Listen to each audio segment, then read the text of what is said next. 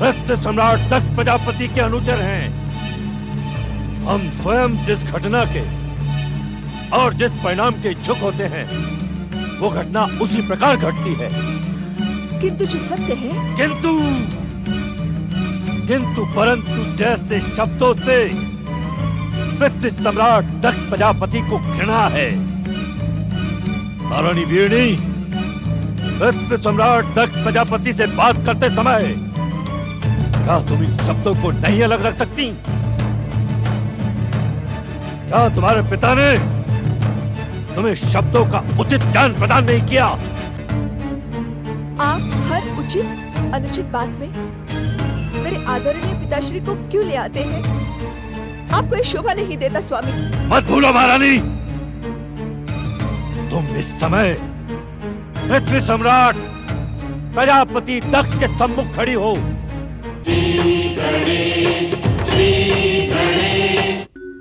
मैं भक्ति हूँ, सदाचार की शक्ति हूँ।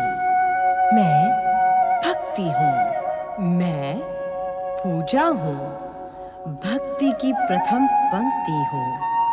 मैं पूजा हूँ। दक्ष पुत्रियों में विवाह को लेकर वाद विवाद होता है। दक्ष अपनी कन्याओं के असाधारण वरों के चुनाव की घोषणा करता है। ब्रह्मदेव के परामर्श का विरोध करते हुए दक्ष शिव सती के विवाह का प्रस्ताव ठुकरा देता है। नारायण नारायण श्रीमन नारायण नारायण।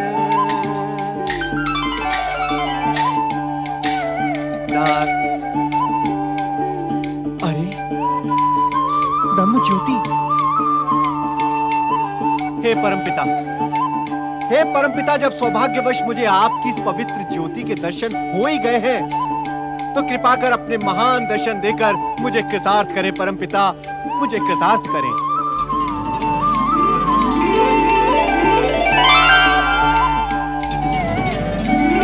नारायण नारायण। विश्राम के समय इस प्रकार कहां भटक रहे हो नारद? परमपिता, भटकना कैसा? भक्त तो हर समय अपने भगवान को ही खोजता रहता है। नारायण नारायण। इस प्रकार क्यों नहीं कहते नारद कि तुम्हारी जिज्ञासा के बढ़ते आकार ने तुम्हारी रात्रि की निद्रा भी छीन ली है? हाँ परमपिता, ये मेरी जिज्ञासा का ही परिणाम है कि जन कल्याण में लगी मेरी भावना मुझे आप जैसी परम शक्तियों के सहज ही दर्शन करवा देती है। मैं तो अपनी जिज्ञासा को शत शत धन्यवाद ही दूंगा। नारायण नारायण। उचित है, तुम अपनी जिज्ञासा को धन्यवाद दो। मैं ब्रह्मलोक प्रस्थान करता हूं।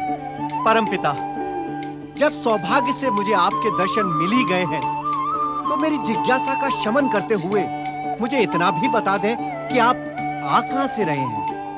हम प्रजापति दक्ष को परामर्श देने गए थे नारद, किंतु उसने हमारा अपमान किया। नारायण नारायण। परमपिता, अहंकार करना एवं हरेक का अपमान करना तो भैया दक्ष का स्वभाव बन गया है। इसमें आश्चर्य कैसा? परंतु इसका परिणाम शुभ नहीं होगा। अहंकारी का परिणाम शुभ हो ही नहीं सकता परमपिता। किंतु दक्ष कन्याओं का भविष्य क्या होगा परमपिता?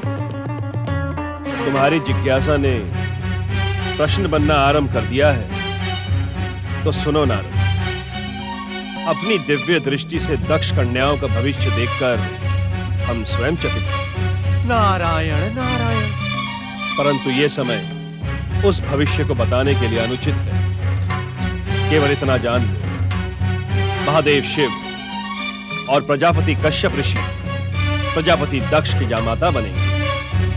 किंतु परमपिता। अपने किंतु के लिए भविष्य की प्रतीक्षा करो नारद। परमपिता।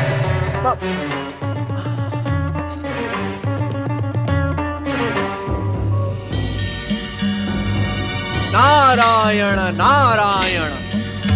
ओम महागणेशाय नमः स्वाहा। ओम महागणेशाय नमः स्वाहा। ओम महागणेशाय नमः स्वाहा।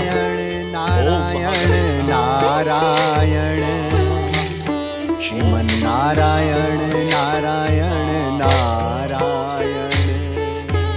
ओम महागणेशाय नमः स्वाहा। ओम ऋषि कश्यप। महागणेशाय नमः स्वाहा। नारायण नारायण। प्रणाम देवर्षि। कश्यप आश्रम में पधारकर आपने हमें धन्य कर दिया है।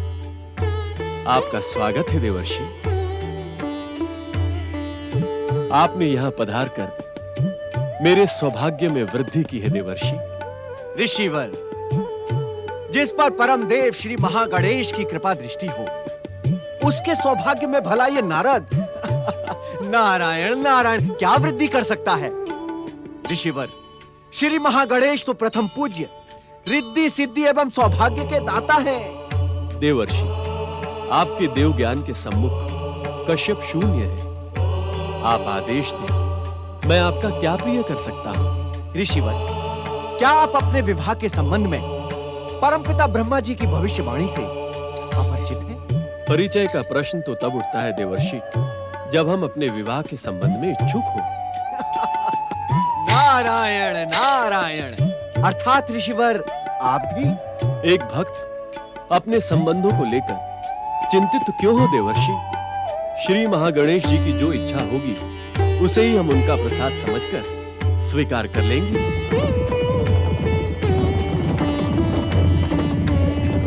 आपके विचार श्रेष्ठ है ऋषिवर। भविष्य आपके पद चिन्हों पर चलकर धन्य हो जाएगा।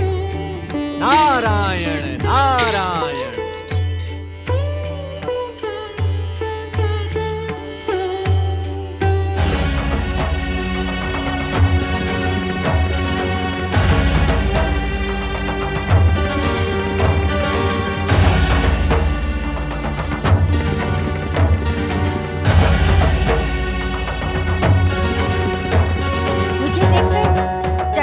आवश्यकता नहीं है ऋषिवर। मैं दक्ष प्रजापति की ज्येष्ठ पुत्री दिति हूँ। राजकुमारी दिति, आप यहाँ किस उद्देश्य से आई हैं? देवर्षि नारद के जाने के पश्चात भी क्या इस प्रश्न की आवश्यकता है? हाँ, क्योंकि देवर्षि नारद ने मुझे आपके विषय में कुछ भी नहीं बताया है।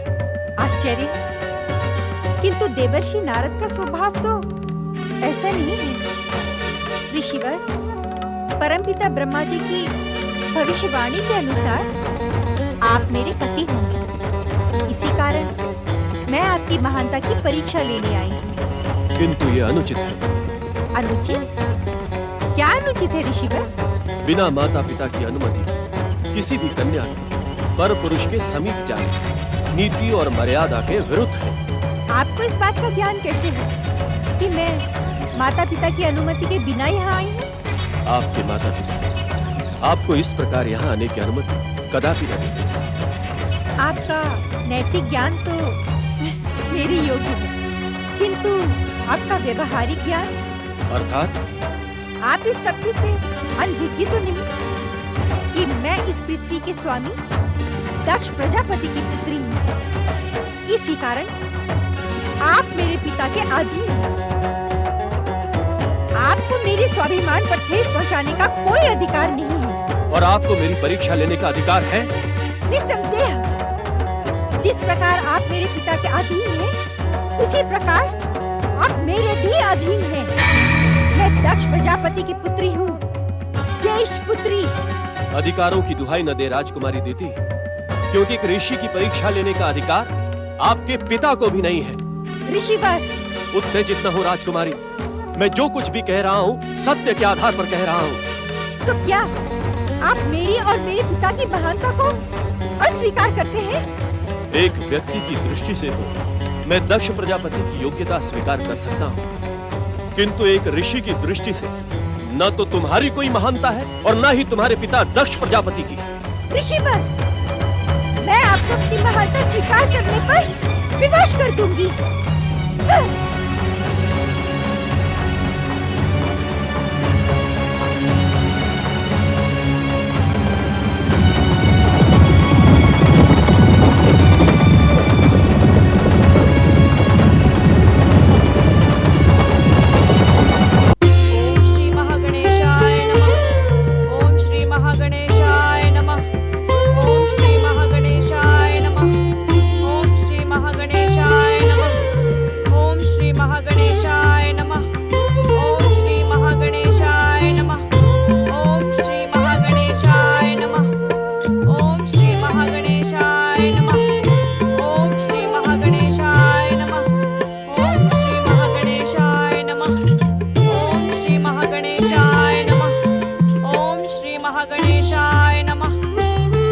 प्रजापति दक्ष पुत्री देवी दिति पधार रही हैं।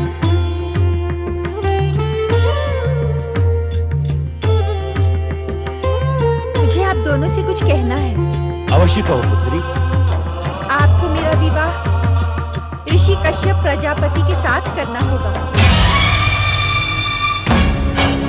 ऋषि कश्यप प्रजापति? हाँ। दीदी, तुम्हारा विवाह किसके साथ होगा इसका निर्णय हम करेंगे। तुम्हें अपने पति के चुनाव का कोई अधिकार नहीं है। उत्तेजित न हो पिताश्री। मेरा निर्णय परमपिता ब्रह्मा जी की अटल भविष्यवाणी से जुड़ा है। न तो हम तुम्हारे निर्णय को महत्व देते हैं, न ही ब्रह्मदेव की भविष्यवाणी को। होगा वही जो हमारी इच्छा होगी। आप मुझे निर्णय बदलने के लिए बाध्य नहीं कर सकते पिताश्री। तुमने सुनो नहीं दीदी? इस बात का अंतिम निर्णय हम स्वयं करेंगे। और हाँ, अब इस विषय पर चर्चा की कोई आवश्यकता नहीं है।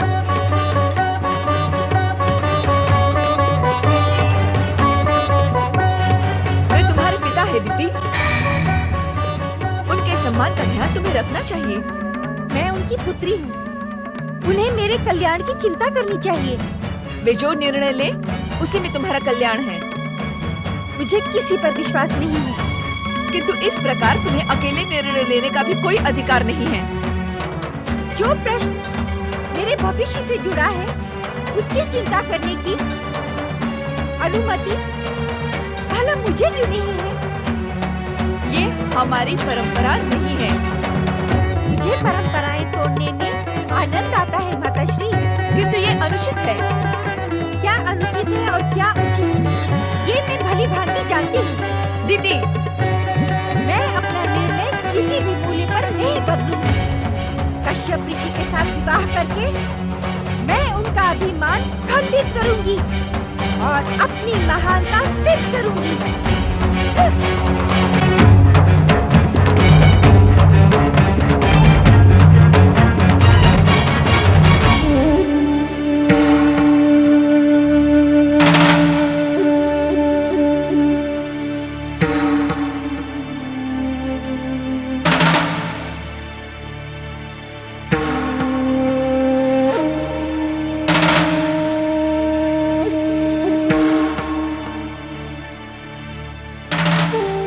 स्वामी, इस समय हमारे जीवन में जो घटनाएं घट रही हैं, वो हमारे भविष्य के लिए शुभ संकेत नहीं है। वीरों जैसी बातें करके प्रजापति दक्ष को उत्तेजित न करे महारानी। शुभ अशुभ, पाप पुण्य और सत्य असत्य सत्य सम्राट दक्ष प्रजापति के अनुचर हैं। हम स्वयं जिस घटना के और जिस परिणाम के इच्छुक होते हैं, वो घटना उसी प्रकार घटती है। किंतु जो सत्य है, किंतु परंतु जैसे शब्दों से पृथ्वी सम्राट दक्ष प्रजापति को घृणा है। महारानी वीरणी, पृथ्वी सम्राट दक्ष प्रजापति से बात करते समय क्या तुम इन शब्दों को नहीं अलग रख सकती? क्या तुम्हारे पिता ने तुम्हें शब्दों का उचित ज्ञान प्रदान नहीं किया? आप हर उचित अनुचित बात में मेरे आदरणीय पिताश्री को क्यों ले आते हैं? आपको ये शोभा नहीं देता स्वामी। मत भूलो महारानी, तुम इस समय पृथ्वी सम्राट प्रजापति दक्ष के सम्मुख खड़ी हो। इस पृथ्वीलोक का हर प्राणी दक्ष प्रजापति के सम्मुख तुच्छ होता है। तुम भी और तुम्हारे पिता प्रजापति वीरण भी। मैं आपकी उपेक्षा करने की इच्छुक नहीं हूँ, किंतु एक चेतावनी देने की इच्छुक अवश्य हूँ। चेतावनी? ऐसी चेतावनी महारानी? मेरे आदरणीय पिताश्री तो केवल एक कन्या के पिता हैं, किंतु आप 41 कन्याओं के पिता हैं। तनिक सोचिए, यदि आपके जामाताओं ने भी आपका इसी प्रकार अपमान करना प्रारंभ कर दिया तो अपनी मर्यादा को लांघने का दुस्साहस न करे महारानी, अन्यथा परिणाम आपके हित में शुभ नहीं होगा। प्रजापति दक्ष के जामाता प्रजापति दक्ष का मान तो दूर, उनकी ओर आंख उठाकर देखने का भी दुस्साहस नहीं करेंगे, क्योंकि हम इस पृथ्वीलोक के एक छत्र सम्राट स्वामी दक्ष प्रजापति हैं। स्वामी, अहंकार का परिणाम कदापि शुभ नहीं होता। ऐसा प्रतीत होता है महारानी। क्या आपका दुस्साहस शीघ्र ही हमारे क्रोध का निमित्त बनेगा? आप हमसे प्रार्थना करने की मर्यादा का पाठ भी भूलती जा रही हैं। हम स्वयं तुम्हें मर्यादा का पाठ पढ़ाने के इच्छुक नहीं। यदि तुम्हारी इच्छा हो तो हमारी आज्ञा से पूर्व ही अपने पिता के समीप जाकर एक बार पुनः हमारे सम्मुख खड़े होकर प्रार्थना करने की मर्यादा सीख लो। हाँ।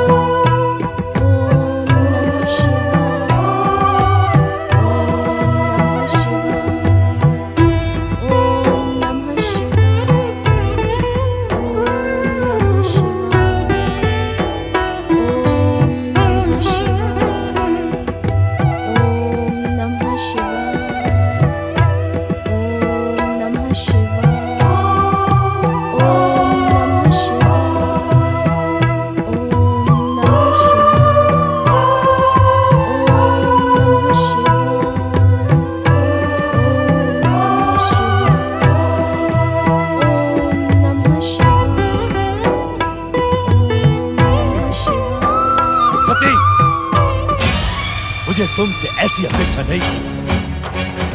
तुमने दक्ष महल में शिव पूजा का साहस कैसे किया? ये साहस नहीं है पिताश्री, ये तो अपने आराध्य और स्वामी के प्रति समर्पण है।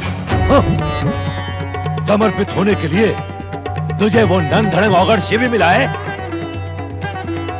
अरे सोच, दक्ष महल की सुविधाओं में रहने वाली तू उस अवधूत के साथ कैसे रह पाएगी? मैं तो जन्म जन्मांतर से इन्हीं के साथ रहती आई हूँ पिताश्री।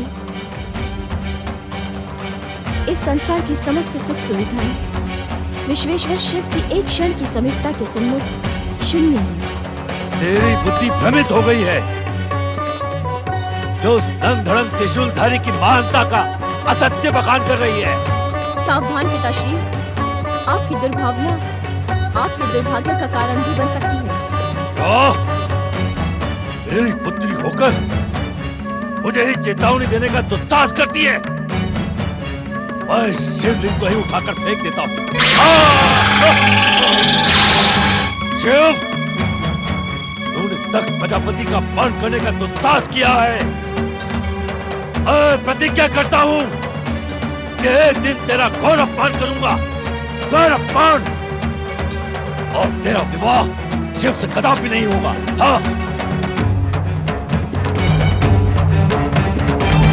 आप समझते क्यों नहीं हैं पिताश्री? पूरे संसार में शक्ति का आश्रय एकमात्र शिव ही है।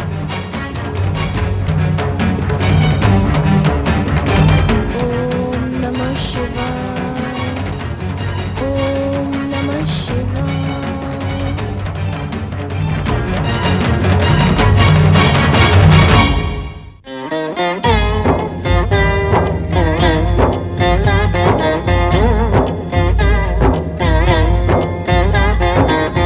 अर्थ समर्थ ये इनसे जीवन, यही है करता यही है कारण।